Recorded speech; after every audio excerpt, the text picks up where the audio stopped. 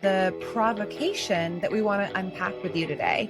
I believe, and I think you're in agreement with me, that no one should really be in the same job for more than a year.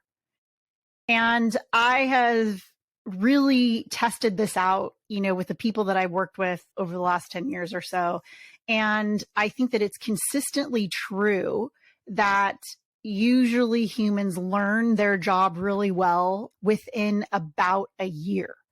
And in our day and age, and in the times that we live in, I really think that it's in the best interest of individuals and the best interest of companies if this was a new standard and a new expectation. Not that they have to, that they could stay in their same position if they so choose, but that culturally this would be a huge shift in that, the typical expectation would be no one would be in their job much longer than a year. 2 at the tops before moving on to a different position or even out of the company and into a new company.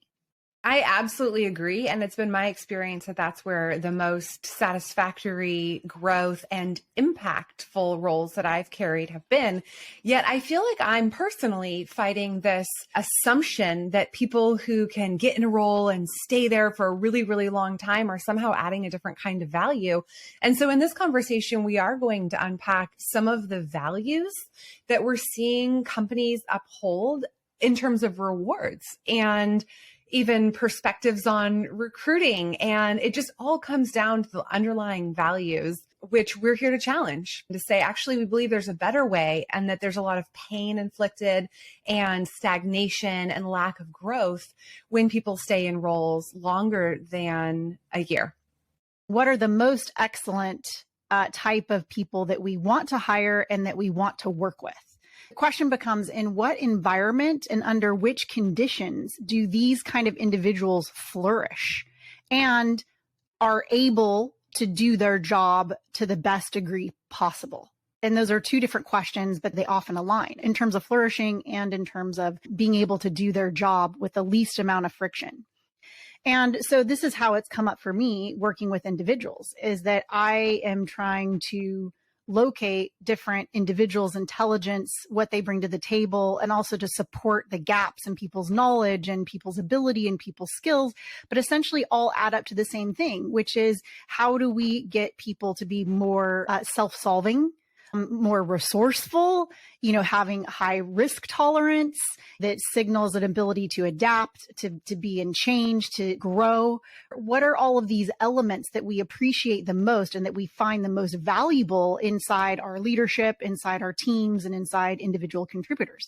They tend to be pretty consistent. However, when we're not looking for ways in which to support that intelligence in terms of either sustaining or growing that intelligence. And I think one of the ways that we can help establish this more, if everyone has the mindset that we would change jobs after a year. And the goal behind that is so that we can grow.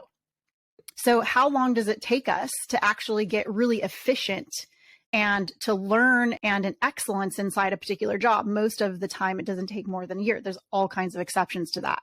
And I don't want to deny those exceptions, but typically it's about a year. So here we are, like, what would that look like? And as I've helped individuals get out of roles every year, they're absolutely more happy and they're kind of blown away because it isn't within their thinking of what is acceptable or something that should happen for them. And yet it's pretty successful. So one thing I noticed about what you were talking about with these qualities of these HVAs, high value assets, is that you were describing the way that they approach the work in terms of problem solving and the way that they think and resourcefulness, and less about the mastery of product knowledge or process knowledge or the actual practical execution of the company and role specific details and job requirements.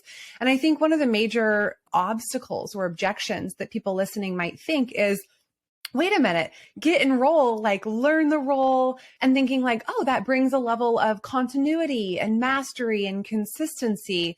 But I think the question that we're trying to help others engage with and think through is at what loss? I think when we over-index on, yeah, you're really good at doing this very specific, very detailed, very aligned to your job and company, you're kind of missing the bigger opportunity. Yeah, you bring up a good pushback in the sense of that there is domain knowledge that is really important that companies have and retain, and consistency and repeatability and durability. All of these qualities that our companies are looking for are important. And I don't want to diminish that importance. But what I think is equally and more important is how individuals are growing and within the needs that each human has in their job to be balanced out and potentially, I would argue, even prioritized over the company's needs. And the reason why is that if you're prioritizing individuals' needs over time, the company always wins. Even if those individuals leave a company, it still is better for the company that certain individuals leave because there isn't enough alignment to meet those needs, just like relationships, right? So if we're able to do both in an intelligent way where the individuals win and also the business wins, we have to come up with more complex systems and standards and adjustments in order to make that happen. And I would argue too that even domain knowledge doesn't have to go away. It can just be applied differently. You have people who are in the same industry and have all of this knowledge. If they desire to move up and have different roles, we all know this, that's why we have a kind of hierarchical structure, is that you start here and then you go here and then you go here, and all of that knowledge transfers. So we intellectually understand that the knowledge transfer is quite easy and it's there. So why do we have a problem with people making lateral moves in any direction with that same knowledge?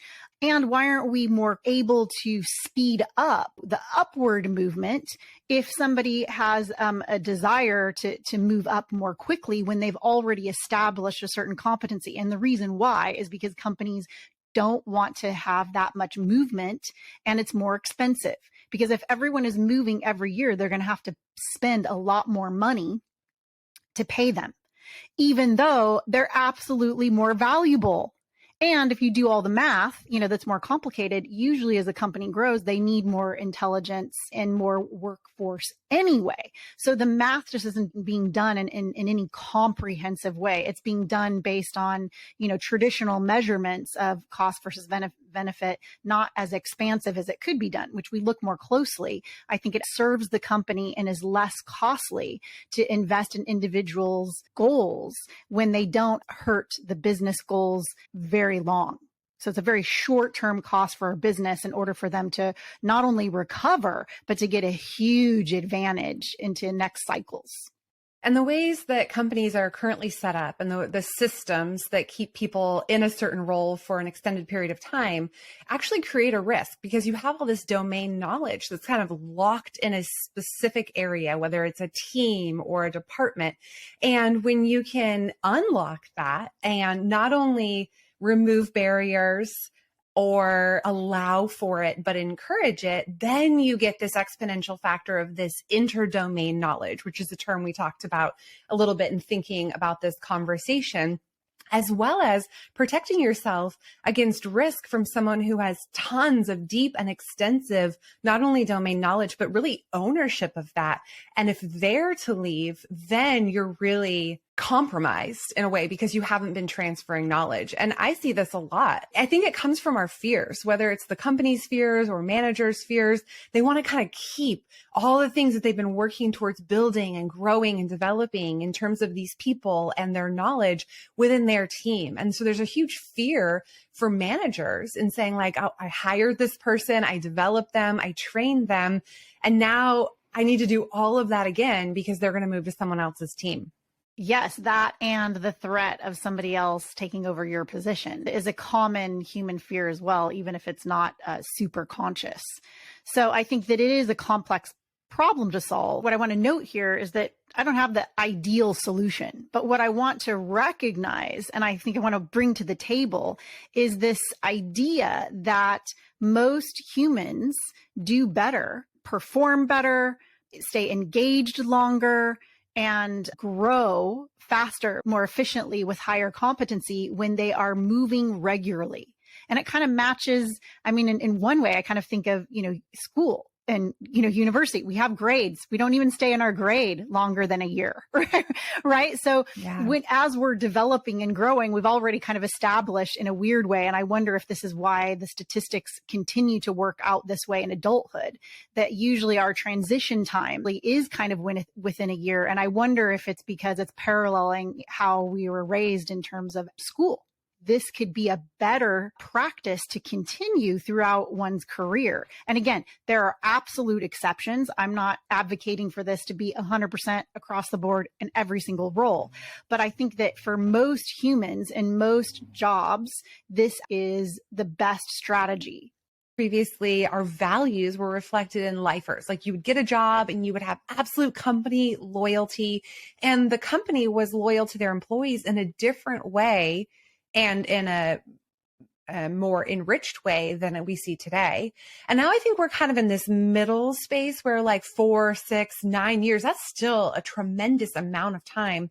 But what we're advocating for with 6 months or 12 months is going to reshape what a resume would look like. And I know historically, having interviewed a lot of people and looked at a lot of resumes, I mean, thousands, you note time in role and gaps between role, right? And so all of a sudden, if you're like 6 months, 9 months, 12 months, 12 months, 4 months, 8 months, like that signifies something that scares the heck out of recruiters. And I think the invitation here is, where might that actually add value? But man, there's a gap between what companies are actually looking for with the security and sustainability of that person's in a role. Now we don't have to think about it for a while, versus inviting this kind of dynamic thinking and these very diverse perspectives that a resume like that brings. I'm actively looking for rule breakers when the system is designed to look for rule followers and conformists. And the reason why is that is a different kind of intelligence that's more powerful over time. Similarly, when I'm looking to hire people, I am looking for jumpers, because what that signifies to me is that they're individuals who can learn very quickly and who get bored easily and move on. Now, like if there's no competency, this does not apply. But when there is clear competency, that demonstrates that they're mastering a role very quickly and having enough agency and not a lot of fear to move on. This is an excellent quality in a human being because it means they don't have insecurities, they have a higher tolerance for risk, and they are committed to their own growth and their own happiness in ways that many people just feel stopped because, the system doesn't allow that kind of quick movement. So for me, I've pretty much tried everything. I've been in PR, marketing, operations. I've started my own companies. I've helped other companies. I have had a venture capital fund, and I've worked as an employee. I've worked in product. I've worked with innovators. I've worked with artists. I come from Hollywood. Like, it is a fucking mess. In terms of like looking at my resumes, like, what is this chick about? Right. And yet that is by design. That is not, lost on me. And it is because of my particular personality, my particular skills, that I have learned how to invest in my core intelligence and have fearlessly gone about it in a way to give my own self an education and to give myself the expansiveness of experience in order to gain different insights. And typically these people tend to also be more original thinkers, which is a huge value that I'm looking for, because it's more difficult to be original thinkers when you don't have a more expansive base of experience and knowledge set to where you're making connections that aren't easily made. So original thinkers tend to make very strange connections, disparate connections between several different things, right? And this happens usually because somebody is more expansive in what they're tackling, and they're more experimental in what they're doing, and they're testing their own limits, and they're also investing in very clear in their strengths. So this is exactly what I'm looking for, Chelsea, which is the opposite of how the recruiting systems are designed and individual recruiters are trained. And I think this is an incredible missed opportunity. By the way, most innovators are doing this kind of stuff, right? Entrepreneurial thinkers are and why wouldn't we want more of these atypical kind of excellent people working for our companies. And actually, these are the people who could have a lot of potential for great leadership. And even outside of great leadership, would be fantastic individual contributors for as long as they were happy. Here's another factor that I've noticed is that when I've hired or worked with atypical people, their contributions in 6 months to a year tend to be 10x someone else in the same role for 3 to 5 years. And this is the math that is not being done in companies. So in other words, what that means is when you have a particular person that has high competency and has all of the variables to do very well in that job, they can provide more value in a short amount of time. And that shouldn't be missed. That's awesome. So even if they do leave quickly and that role has to be filled again more quickly than anticipated, the value that was given to the company is huge. And so there's not a loss there. There's a net gain. Taking a step back and thinking about one of my experiences earlier in my career when I was an employee of an acquired company and I had this retention contract, right? So for 2 years, the way I can see it in retrospect is for 2 years, I was slowly dying on the vine. Like, yes, I was getting exposure, but there was a super sophisticated career path. Like, I use air quotes there again. I know this is a podcast, so I have to say it, but like, there was every resource available at this global best in class organization for me to grow. And it's the period of my career where I grew the least. Because if I had left, the work that I could have done to actually grow and acquire new skills and build my career in those 2 years would have profoundly exceeded staying. And so the other thing about that is that, I mean, having been on the inside, so to speak, and trying to build these things with the intent is pure, right? The intent is chart a course for employees to kind of get on. It's almost like going around the chutes and ladder board. Like, how can we get to the next path? But that's the thing that gets in the way. And so this is kind of like summing up the conversation we've had to this point. Instead of removing the barriers one by one, companies are trying to create this outcome rather than getting out of their own way and really creating a culture where if they foster a culture where people are encouraged and rewarded for thinking this way, and they're not the only ones doing it, the outcome is that people do grow and achieve new heights in their careers and diversify their careers. And it's not because you put them on some plan. It's because you hired people that were the right fit and you got out of their way. And so what I'm really advocating for is a culture shift, which is all about mindset and practice and a strong commitment to rethinking the structures and the norms that are in place. And I don't know to the extent that people are thinking about this. I don't know the extent to which people might actually push back on this. So I would actually love to hear from people if they're like, wait, you didn't consider this point. But it's been my experience and it's been your experience and it's been the experience of the aggregate of employees we've worked with who have never actually achieved anything with these traditional plans, but who can absolutely thrive in a place where this is rewarded and recognized as superior to staying put. So I so agree with everything you said, Chelsea. I think that career pathing is mostly bullshit because it becomes a dangling carrot. It becomes a kind of semi-promise that actually cannot be fulfilled. Yes, we know what happens after a year for people who aren't growing, right? Because we see two of the primary reasons that employees leave businesses are the lack of career development or career growth. And the second one that's very common is that they're having trouble with their manager. Like we've all heard the adage, people don't leave companies, they leave managers. And what this idea actually solves for is both of those things. Another solution to this movement is creating new jobs within the company that don't yet exist. And what others who are actually working in the company are identifying as important and even necessary. This is a whole other area that I think is really important culture shift and business strategy. I mean, this is the most beautiful place that we could imagine for individuals at companies to create and be able to fulfill new roles that solve important problems for the company. I'm just picturing for all the people listening who have anything to do with workforce planning or financing or any of the forecasting around people, they must be getting a headache right now, trying to wrap their heads around how do you forecast for this?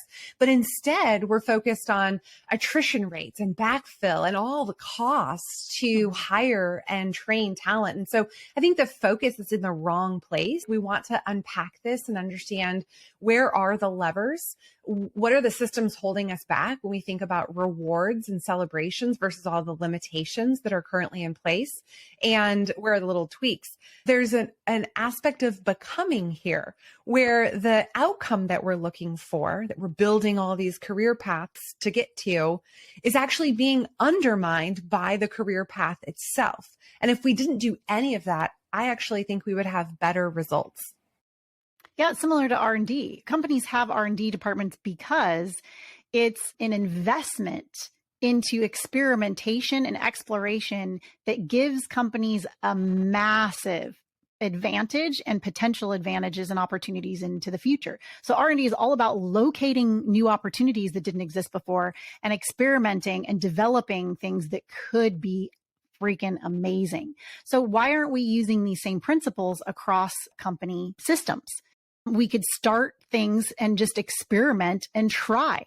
I don't think we're here saying that we have all the answers. And by the way, the solutions might vary from company to company. Every company and every industry is very different. And the kind of knowledge and competency that is required from individuals varies. But what I do know is that this has worked in a very clear way in an individual basis, and pretty much everyone I've ever spoken to, can attest to these principles being accurate, even if there's certain details and restrictions that are limiting some of these decisions or some of these explorations to happen in certain instances. What I want to really bring home is that if we value innovation and if we value growth, if we value competency, excellence, these are the things that most every company will talk about. And yet, how are we investing in the humans that are being expected to execute on these values? There's a huge opportunity here inside deep hypocrisy and all humans are hypocritical. So of course our institutions and what we create will be hypocritical too. But the opportunity here is to not be hypocritical. And we do have certain examples within kinds of departments, whether it's R&D or the military or certain instances within certain industries where this is happening and has been super successful. So why are we not looking and prioritizing the opportunity to invest in our people in ways that seem pretty, again, common sense? Like if we actually bring attention to these issues, I don't think that you and I are surfacing anything original here. Chelsea, I keep saying that because I think it's true. Like it's not like there's a lot of original thinking happening. We're surfacing, I think, what everyone knows, but just people are not discussing. And certainly leaders are not talking about. And the power structures are holding on to some of the things that absolutely do not work and that need to be improved. I've actually been engaged in conversations after leaving a company and they said, oh my gosh, we wish we could have engaged and thought about something really creative before you made that decision to leave. Yes. The reality is, though, that engaging with us and doing this kind of work is an absolute proactive and prevention strategy. Everyone that I've ever helped move to a different position, 100% of the time is like, that was awesome and way, way better. And I think that the majority of people have said that they wish they had moved sooner. And this is, all of the use cases that we have to substantiate what we think is a consistent time frame.